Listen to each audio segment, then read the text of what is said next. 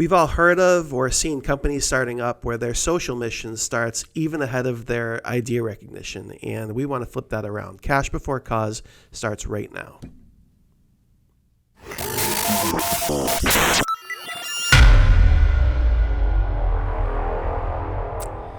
Hi, welcome back to Blunt Force Business. I'm Brian LaFauci. And I'm Patrick Marino. And today we are talking about cash before cause and how the social world that is out there right now is broke. Ugh. Well, we both have experienced, I know I experienced this very, very personally because we both have worked extensively in entrepreneurship. We're both in the state of Rhode Island. We're not in there right now, but you live in Rhode Island. I was working in Rhode Island. I live in Rhode Island right now. And Rhode Island is like one of the worst states in the country to do business. And I know that when I was working in the entrepreneurship sector, people looking for money for startups, one of the big problems was, and this is, it's based on the age we live in, right? Everybody wants to do good. It's important for corporations to have social responsibility, but every company wanted to be a nonprofit. Everyone does. Everybody does. And they almost all fail or don't get going because I know in Rhode Island in particular, like there's no one's freaking making money. So like, how do you get money if there's no money to get, or if there's a small piece? Well, yeah, when everybody's a freaking nonprofit fighting for all this small amount of money to do social good with, then how is it sustainable? There's no sustainability there. And what everybody does is they go to the same fucking people for the money. So I mean, in the Bank of America, Navigant Blue Credit, Cross Blue Shield, exactly. Yeah. So you have this idea. Well, we're Pawtucket Credit Unions, right? Now. Yeah. Right. I get this idea, and I'm going to just go to as if the entire state isn't already going to them. Right, or as if, like in a small state, there's not like a lot of like rich donors either, right? So it's like, where is the money going to come from for your nonprofit social good? I know where it's going to come from. Where is it going to come from? It's going to come from our blunt force fact number 1. Okay. Which is, you can't feed the hungry if there's no food on your table. Excellent. Right, so it's kind of like what we're just kind of talking about as well. Absolutely. I mean, so the start of everything needs to be... It's not that Brian and Patrick say burn coal, say throw your cigarettes out on the street. Let's say the hell with anything environmental or anything good in moving social cause. But the problem is that businesses focus on this way too quickly, and that's not the point of going into business. It really is not. Or it can be. It can be a component of the point. But you have to figure out how to make money. Yes. And there's also two things that go hand in hand. The analogy I think of is if you're on a plane, right, and you see the little sign, the little map, and they're like, all right, well, if the air pressure is an issue in the plane, then the mask is going to drop down. Yep. And if you've got a child, put the mask on yourself first, right, before you put the mask on your child, right? You have to make sure that you're all set, because if you're not all set and you're all panicked and you're in trouble, how are you going to help your kid, right? And it's the same thing as well. The other analogy is with lifeguards, right? So, like, if you're a lifeguard and you're going to a spot where somebody's stressed and drowning in trouble, you can't just go out to them while they're in stress, right? You have to make sure that you have to calm them down. You have to be in a good position yourself, because otherwise the drowning person is going to take you down with them. Right? You're killing the analogy. Well, no. So it's like you have to. Keep going. Let's do 30 minutes of analogies because they're really good. They're really good. I love the plane one. I love the lifeguard one. But I mean, like if you like, this is our analogy is you can't feed people if you don't have any food on your table, right? Absolutely. I mean, like, if you're not making any money, how are you going to help the world?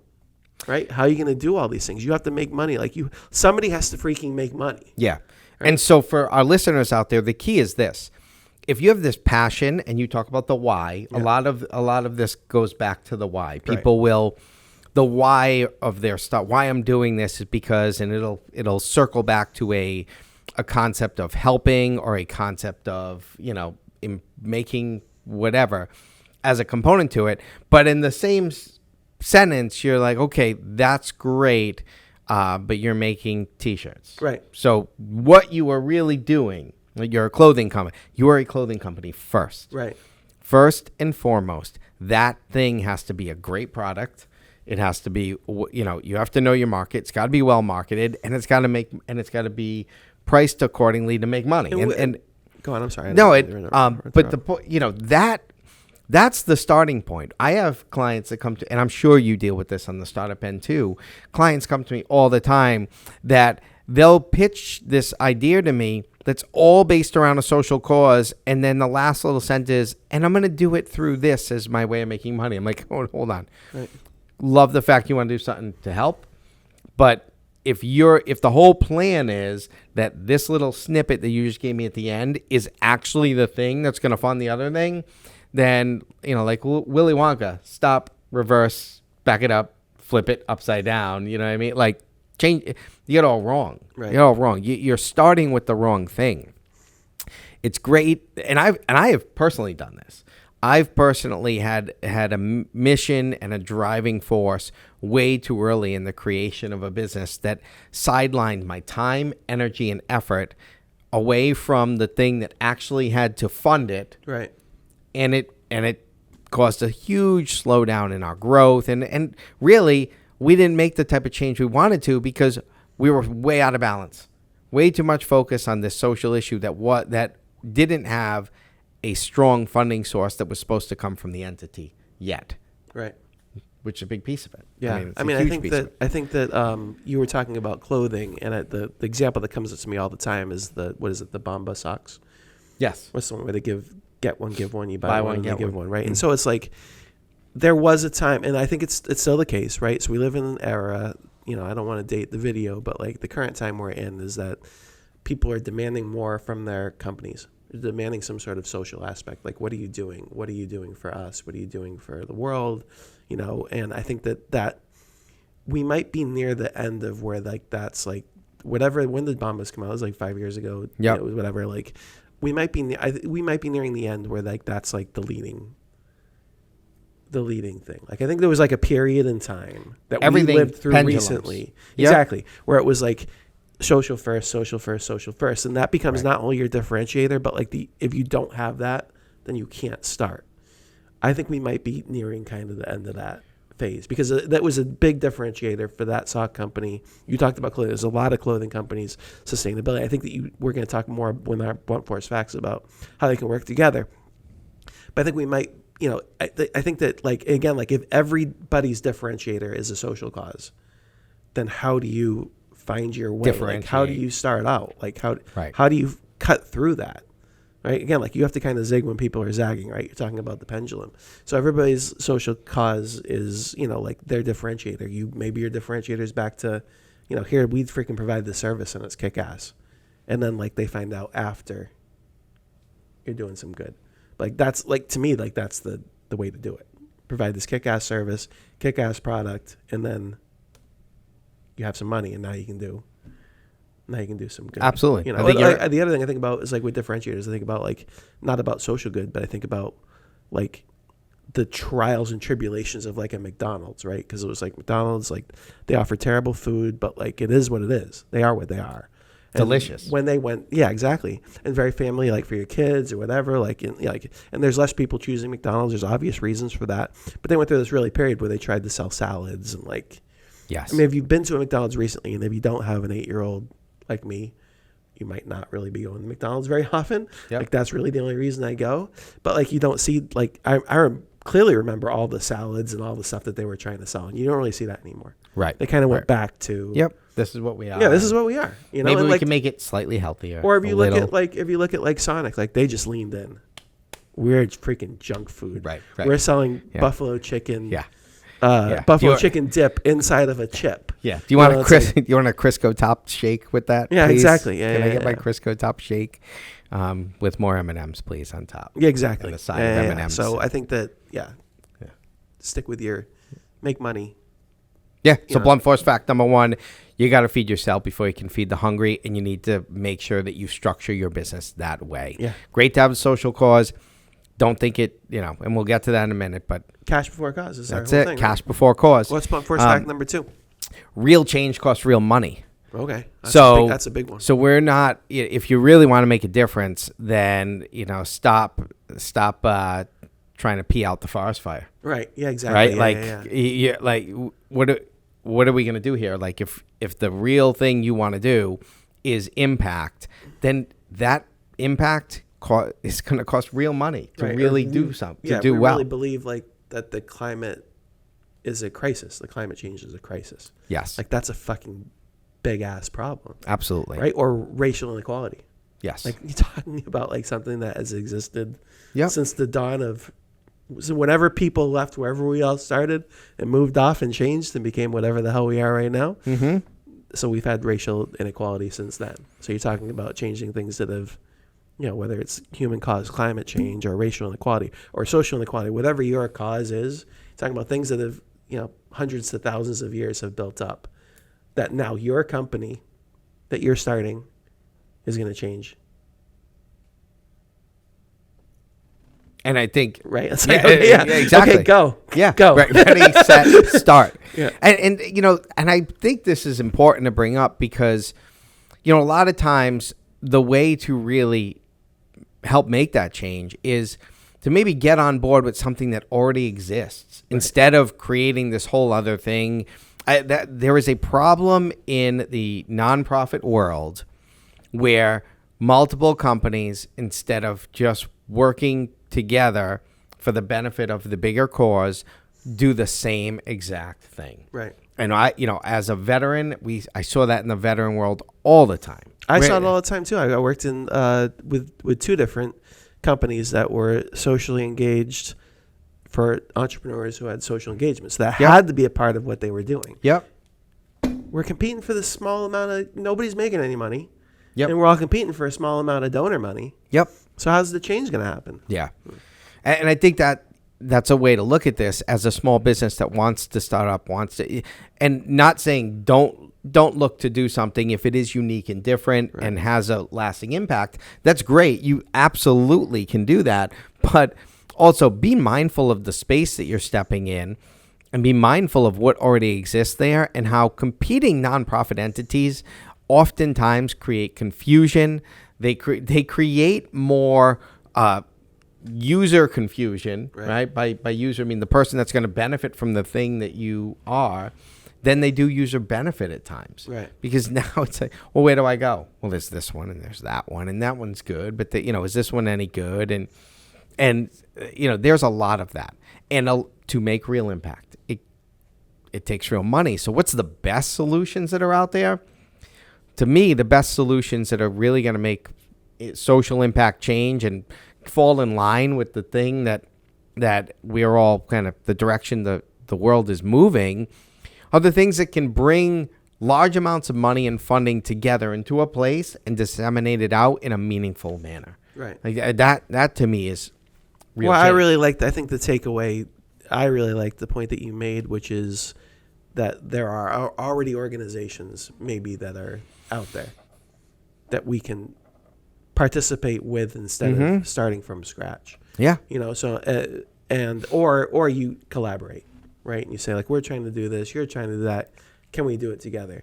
But again, our thing is cash before cause. I mean, like, again, like if there's no money, like we need nonprofits. Don't get me wrong. We need we probably have too many, right? So it's like we need to have companies that make money. They provide a service that people want, and then absolutely. we make some money. Yep. And then we do some good. Absolutely. Right? I mean, like I think that like these are big again. Like, and the amount of good is like human sustainability. Like we need to live on the planet, otherwise we're all going to die. Like, and if it's that big of a thing, then it needs that big of a solution. And a small startup or a small company is really going to have trouble making an impact. We're probably better off combining our research. I like the idea of combining, joining existing structures, and I like that a lot. Yeah, absolutely. Because at the end of the day, these smaller companies, and by small, I don't mean, even company that's doing couple $100,000 a year, they're still in that phase probably where they're growing and they're trying to establish. So to them and to you, like to the listener, $10,000 on cleaning up even your state, right? Yeah. is Yeah. what are we really doing Yeah, here, you're right? talking about But millions and 10 millions and grand millions to of dollars. you in that moment, Right. in your business, could be make or break, right? Could be the buffer you need to overcome maybe a downturn that's going to happen. And so it's really being smart with what you're trying to do. Having the social cause is important, but we've been hammered on by media, by this, that if you're not doing this, you're wrong. You're and to a detriment, where I've seen people frequently come to me with a business plan that is broke because they feel like they have to do the good. Yep. With the thing, right? And if they don't do the good in the thing, then, it's all for naught. Yeah, and then there's no money to do the good of the thing. There's no business to do the good of the thing because you didn't make enough money to sustain yourself. So blunt force fact number 2, real change costs real money, and find a way to take care of yourself first, like we said in blunt force fact number 1, then go into this with a way of, all right, if we're going to do something, maybe we do something that as we grow and we get comfortable can contribute to a bigger cause. I think, again, like collaborating, teaming up, finding existing causes that we believe in and working with them instead of starting to reinvent the wheel. Absolutely. And going into our last blunt force fact for today, it is another great little saying, right? In that profit and purpose are pals. They're friends. They can exist together, and do not get yourself in the mindset where you are now putting purpose over profit. And we've kind of led up to this with the last two, but the merger of that is the understanding that we want this to be a synergy in how they interplay. And really it's a financial synergy. Right. And I think like our current world is corporations, because the corporate goal is just to benefit shareholders, that the corporation by itself has to do things that make money. And that inherently means that we are stepping on people, we're causing harm to the environment, we're using cheap slave labor, because all these things result in better profit. I think we don't have to have a business like that. We could be, especially if we're, most of the people that we're working with here are small businesses, right? You can be, I think, you can provide a product or service that people really need and they want, right? And it can be something silly and mundane. It does not have to be something that saves the world. You can produce it really, really well using ethical practices. Yep. You can hire people and treat them well, give them paths forward, give them retirement packages, give them good benefits, provide them with a good experience for growth, right? Make them feel like they're part of the family. You can then, as your company grows and succeeds, you can contribute in your community. You can help your community. Like, you can sponsor the local youth organizations. You can sponsor any cleanup efforts. You know what I mean? Like that. You could be. Once you get to the point where you're doing really, really well, you have enough people working for you. Maybe you do something in your local town, right? But I mean, like, it doesn't. It can start with the cash, but it doesn't need to be mutually exclusive, right? I think we can do it all at the same time. I don't think we have to, I don't think we have to be the mean old corporation, especially now that we're more aware of it. We're more conscious. Absolutely. Of it. And all the things you mentioned are a great way to move in the direction of merging profit and being, socially accountable.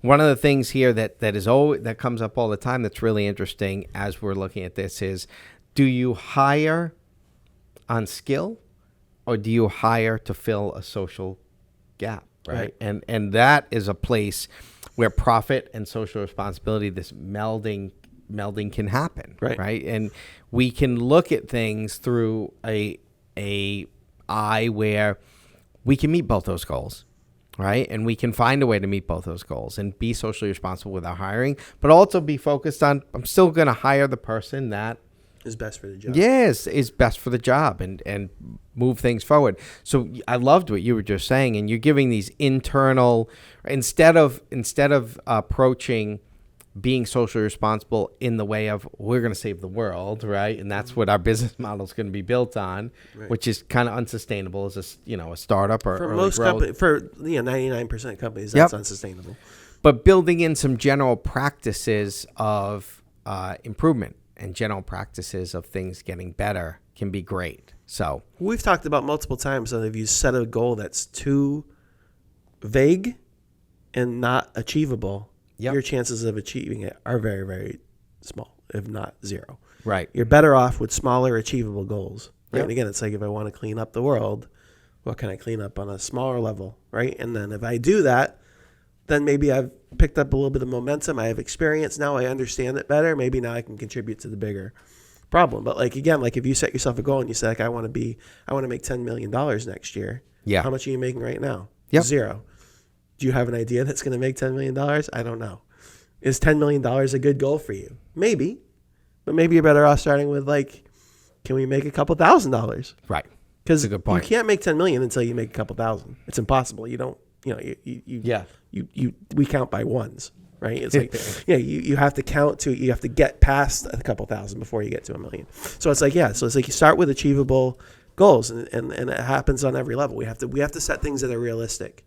We can't just be like, that's what we have to do for sure. So we're back. We had a quick problem, and we're gonna, instead of like redoing it, we're just gonna wrap up everything we talked about because I think we had a good. Well, yeah, I think we're on the wrap up point to our as three Brian blunt would force say, facts. we had a good one. We did have a good one. We had a good one. Cash before cause. Yep. Make sure that's the priority in your business. 3 blunt force facts for today as relates to this is 1, you can't feed the hungry if there isn't food on your table. So set up your business plan to take care of yourself first. And then once you make your millions and millions of dollars, then you can go into blunt force cash fact number 2, which is real cause takes real money. Yeah. Right? Real change costs real money. So you can now, you'll have some real money. And you can dish it out appropriately and make some real change. Or you can make real partnerships, right? Exactly. I think the partnerships are the best way to go for a lot of companies. Don't create something new that just overlaps with a benefit that's already out there. And then blunt force fact number 3 is profit and purpose are pals. And they can live together. And you can set up your company where they just kind of interact together. I'm Brian LaFauci. My last point, go out and freaking make some money. Go out and make money. Go make money. Make some money. Then you can help the world. First make money. Yeah. Then help the world. Yeah. Awesome. I'm Brian LaFauci. Patrick Marino. Till next time. Thank you.